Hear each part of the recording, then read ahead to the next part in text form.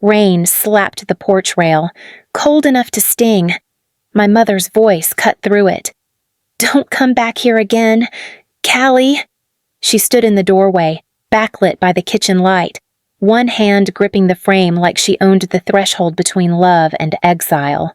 Her pearls glimmered even now. Behind her, my father didn't move.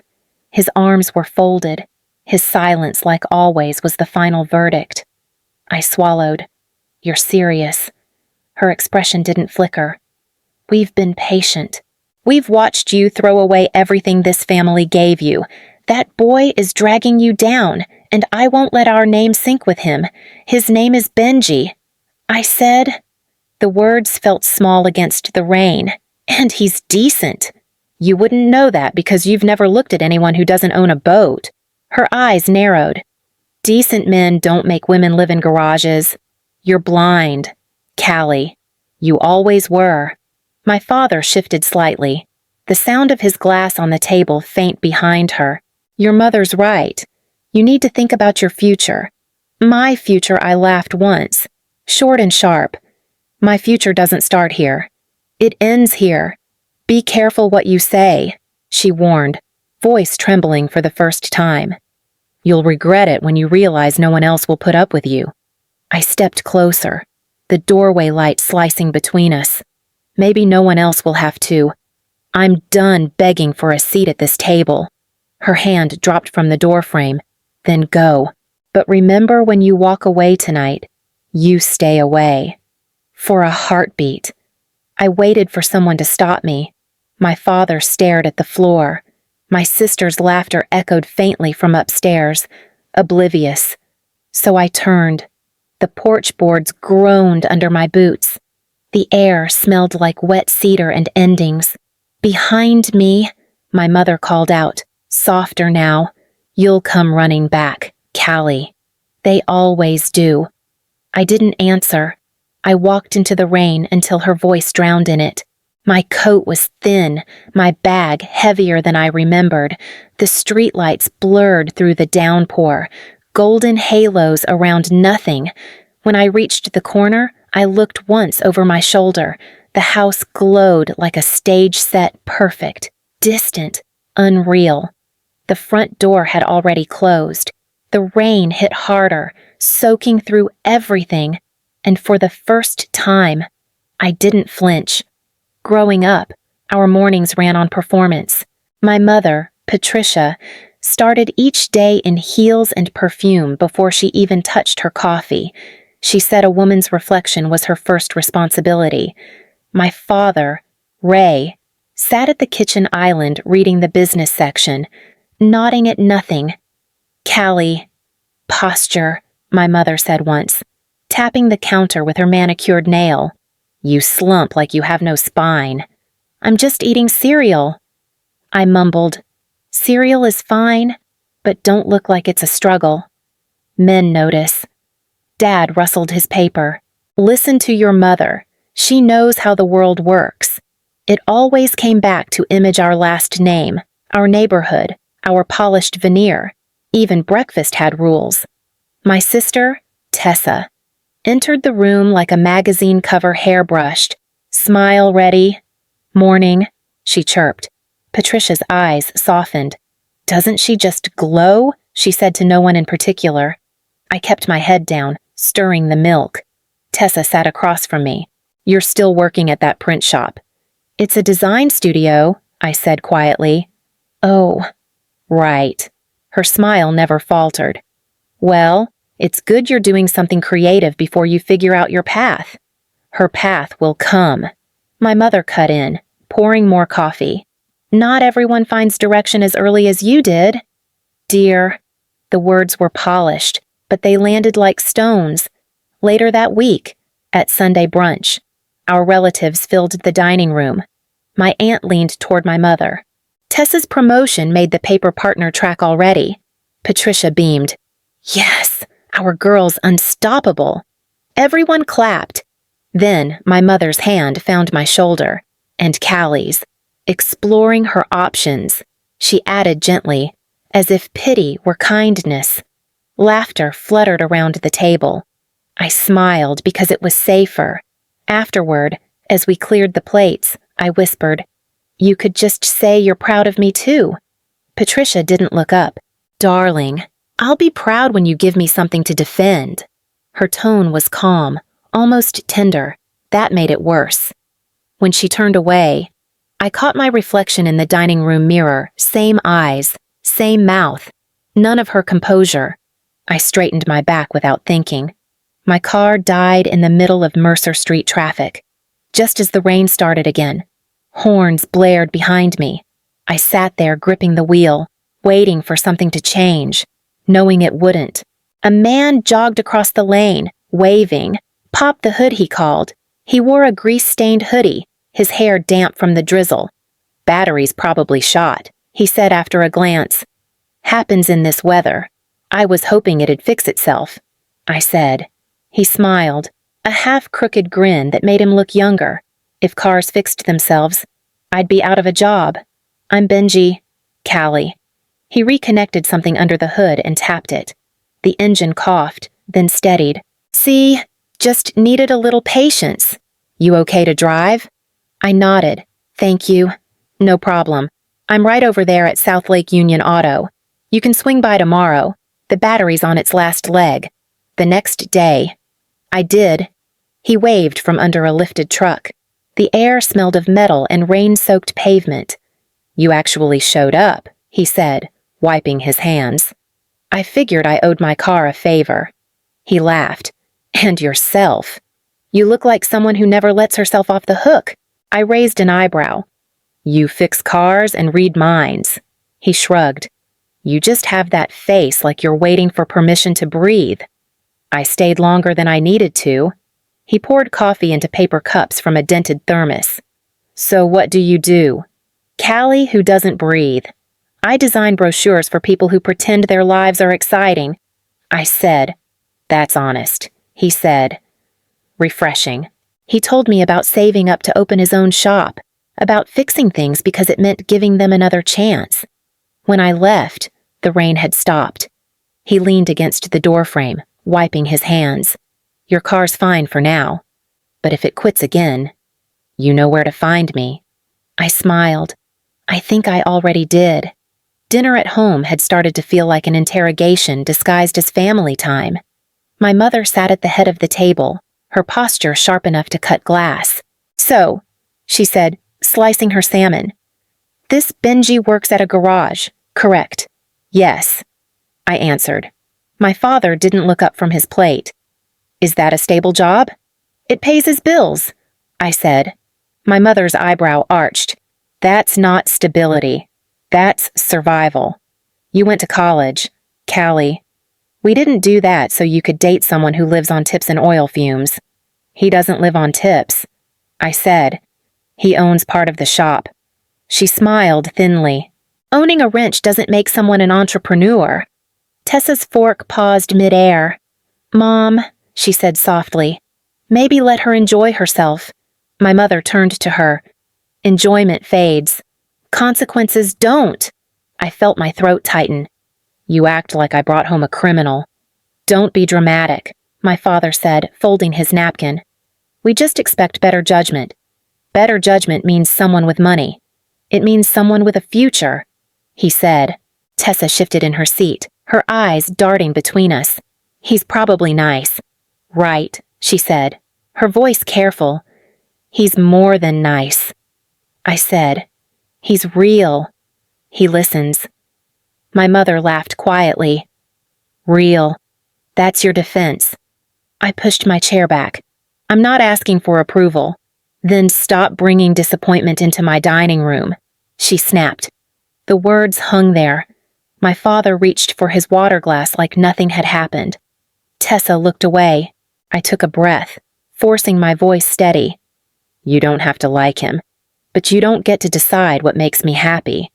My mother set down her fork, slow and deliberate. "Happiness is a luxury. Callie, some of us have reputations to protect."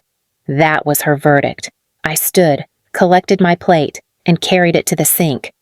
"I have work to finish," I said. "Overtime again?" my father asked. "Yes." I lied. I didn't turn back to see their faces. The truth was, there was no work. I just needed air I didn't have to earn. Tessa's engagement party took over the Edgewater ballroom, white roses, chandeliers, and a view of the city lights that could blind you if you stared too long. I arrived late, hoping to go unnoticed, but my mother's eyes found me the moment I walked in. "Finally," she said, sweeping toward me. "At least you wore something respectable." "Hi." "Mom." Smile. "Callie, there are cameras." I smiled. The air smelled like champagne and judgment. Tessa floated through the crowd, glowing beside her fiancé, a doctor with a laugh that filled the room. When she saw me, she hugged me with one arm. "You made it. Wouldn't miss it," I said. Her fiancé nodded politely. "Heard you're in design. That must be fun. Sometimes." I said. My mother appeared beside us, wine in hand. "She's very creative," she said sweetly, still finding her direction. "Of course, but creative." Tessa's smile faltered. "Mom, it's fine." I cut in. "I've always been the experimental one." Mother's lips curved. "Some people experiment their whole lives." I walked away before I said something I couldn't take back. Near the dessert table, the string quartet played a slow jazz tune. I watched couples glide across the floor, polished and rehearsed. My mother joined me again, her tone deceptively calm. "You should think seriously about your future." "I am," I said. "Good, because your sister's marrying stability." "You're playing house with a man who changes tires." The words hit harder than I expected. "You don't know him." "I know enough," she said. "You mistake work ethic for ambition. That's not the same thing." I put my plate down. "Maybe I don't need to live your definition of success." She tilted her head. "Callie, I spent my life making sure this family stayed respectable. Don't undo that because you want to rebel." "Rebel," I said quietly. "I just want to breathe." Her eyes sharpened. "Then do it away from this family's name." I turned, walking past her perfume and the hollow laughter behind it. My throat burned, but I kept moving until the ballroom doors closed behind me. Outside, rain tapped against the glass awning. Benji was waiting near the curb, leaning against his truck. When he saw my face, he straightened. "Hey," he said softly, shrugging off his jacket. "What happened?" I shook my head. "Just family." He draped the jacket over my shoulders. It smelled of engine grease and coffee. "She said you'll ruin me," I whispered. He sighed. "Guess we'll have to prove her wrong." I looked up at the sky. The rain had grown steadier, washing the city lights into rivers of color. Behind the windows, my mother still shone in gold light, untouched, unbothered. I stayed in the rain. It felt more honest. Christmas Eve. The house looked the same garland along the staircase, candles flickering in the windows. Everything arranged for photographs no one would ever look at twice. Tessa had begged me to come. "Just dinner," she'd said. "Mom's calmer now." Benji parked at the curb and squeezed my hand. "I'll wait in the truck." "Okay, call if you need me." Inside, my mother barely looked up from arranging the silverware. "You're late," she said. "I wasn't sure I was coming." "You're here now," my father said, his tone even detached. "Sit down." Tessa smiled faintly from across the table, her hands folded tight. The air felt heavy, like the calm before a siren. Dinner started in silence. The clink of cutlery was the only sound. Then my mother spoke.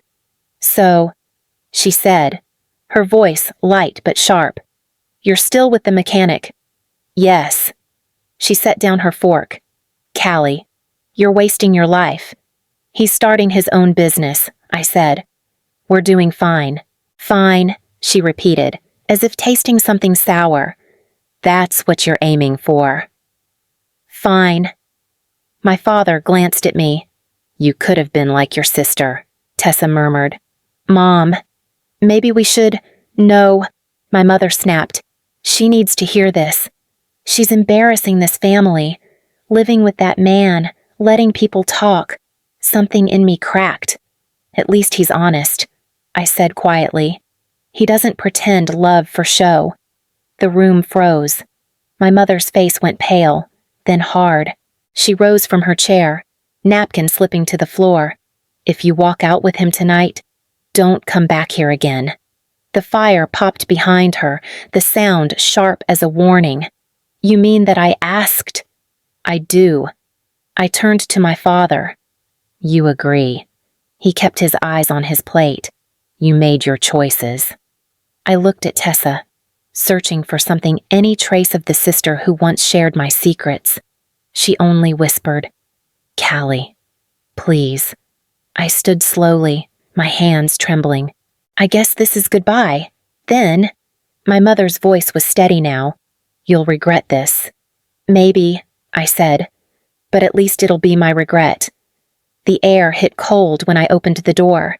Rain swept across the porch, drenching the steps. Behind me, the door shut with a clean, final click. Benji was still waiting. He reached for my hand, and we walked toward the truck without a word. The rain fell harder, soaking through everything, but it felt like the first honest thing that night. The first weeks after I left blurred together gray mornings, cold air, the hum of Benji's truck breaking down twice. We rented a basement apartment with no heat and a door that stuck in the rain. I told myself it was temporary, that love could outlast the chill. Then one night, I came home early from a double shift. Laughter echoed from the garage. A woman's voice. When I opened the door, Benji froze mid-sentence. The woman stepped back, adjusting her coat. I was just leaving, she said, eyes flicking between us. I waited until she was gone. Who is she? Benji rubbed his temples. Someone from the shop. Don't make this into a thing. It is a thing. He sighed, his tone already tired. Callie, I didn't ask you to follow me. You moved in. You made it serious. The words hit harder than I expected. You said we were building something. He looked at the floor. Maybe I was wrong. I packed while he smoked outside, each sound of the zipper cutting the air. He didn't stop me. That night, I slept in my car near the ferry terminal. Rain hit the windshield like it was trying to erase everything. By dawn, I was shivering. A bus pulled up to the stop beside me, and the driver leaned out the window. You okay? Miss, I'm fine, I said, but my voice cracked. He studied me for a second, then stepped down. Look, it's freezing. There's a cheap inn a few blocks over. I'll cover the first night. You don't have to. Yeah, I do, he said. Name's Greg. I nodded, too tired to argue. The room he found me was small and smelled like wet carpet, but it was warm. When he left, he said, Get some rest. You'll figure it out. The next morning, I called Joe Ramirez. We hadn't spoken in months, not since high school. Callie, she said, her voice instantly soft. Yeah, things fell apart. Then, come here, she said. I've got a couch and a cat that only hisses sometimes. By evening, I was in her apartment, tiny, cluttered, safe. Joe handed me a mug of instant coffee and $200 from her tip jar. It's not much, she said, but it's enough to start over. I wrapped my hands around the mug. For the first time in months, the warmth stayed. Joe's apartment became my landing pad. The couch dipped in the middle. The cat hissed every morning, and the pipes rattled like an old heartbeat, but it was safe. You need work, Joe said one night, counting her diner tips. There's a convenience store 2 blocks over. The night shift guy quit. I'll take it, I said. The manager barely looked up during the interview. It's minimum wage, no benefits. That's fine. I said, I just need hours. For the first few weeks, I lived in exhaustion, mopping floors at dawn, sleeping through daylight, drinking whatever coffee Joe forgot to finish. Still, something about the routine steadied me. One night, I noticed a flyer pinned to the bulletin board: evening accounting courses, community college open enrollment. Joe found me staring at it. You thinking about school again? Maybe. Numbers don't lie, I said. People do. She nodded. Then go learn their language. So I did. The first class was brutal. I hadn't studied in years, and the fluorescent lights buzzed above us like judgment. But every time I solved an equation right, something in me clicked back into place. By winter's end, I balanced night shifts, assignments, and a fragile sense of direction. The professor stopped seeing me as the quiet student and started asking for help grading tests. 2 years later, I finished the program. The day I got my certificate, Joe taped it above the kitchen counter. See, told you the cat was good luck. I laughed. You mean, the demon that steals my pillow? She's selective, Joe said. The next week, I landed a junior accounting job at Rainfield Capital downtown. My name, Callie Monroe. Accounting department printed neatly on the office door. The first time I saw it, I stepped into the stairwell and cried quietly. Not from sadness, not even pride, just release. When Joe called that night to celebrate, I told her, it's strange. I used to think safety meant approval, and now she asked. Now it just means peace. Outside my apartment window, rain streaked down the glass. It didn't sound like morning anymore. It sounded like rhythm. By my 4th year at Rainfield Capital, my life finally felt still. The office hummed with quiet efficiency calculations, signatures, truth in black ink.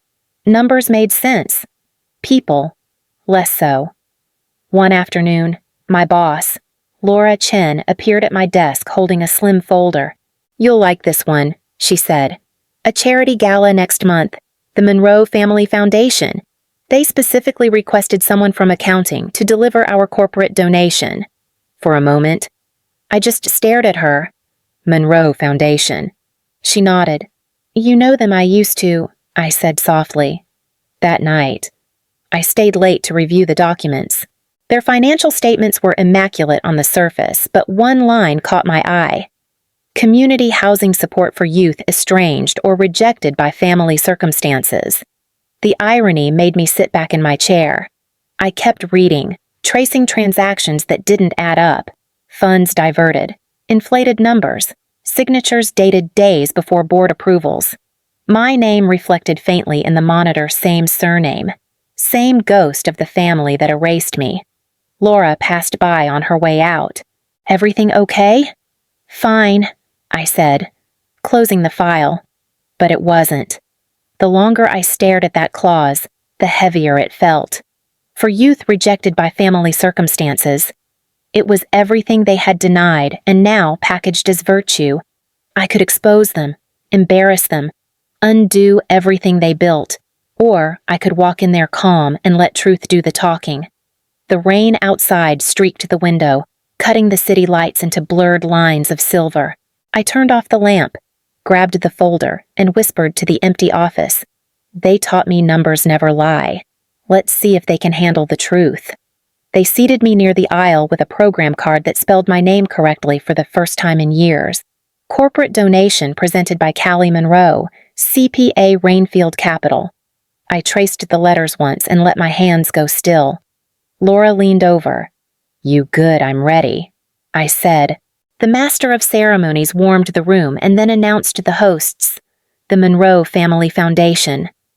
My mother stepped onto the stage, gracious and polished. My father followed, steady as a shadow.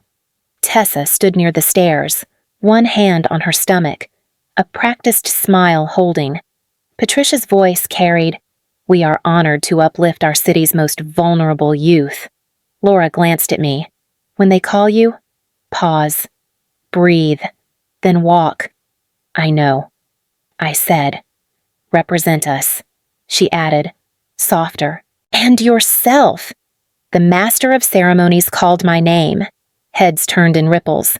I stood, smoothed my dress, and walked. At the podium, I thanked the room. On behalf of Rainfield Capital, We're grateful to support work that matters. I lifted the folder. Your foundation's charter includes a line I admire. It states community housing support for youth estranged or rejected by family circumstances. A hush settled like a decision. I continued. That promise means shelter without judgment, a bed that does not check a last name, a door that does not lock behind an ultimatum. Patricia's smile tightened. Ray's jaw worked once and stilled. Our donation, I said, comes with a simple hope that the words in this clause are as true in practice as they are on paper.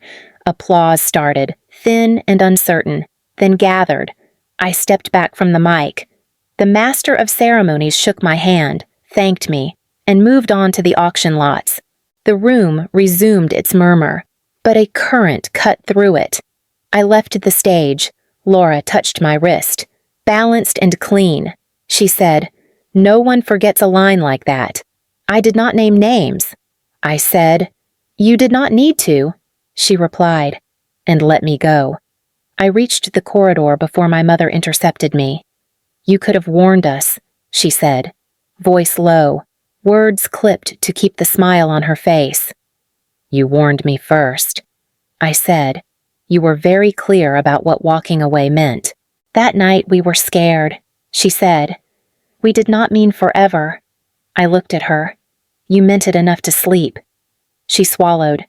"You have no idea the pressure we were under. People talk. They still do."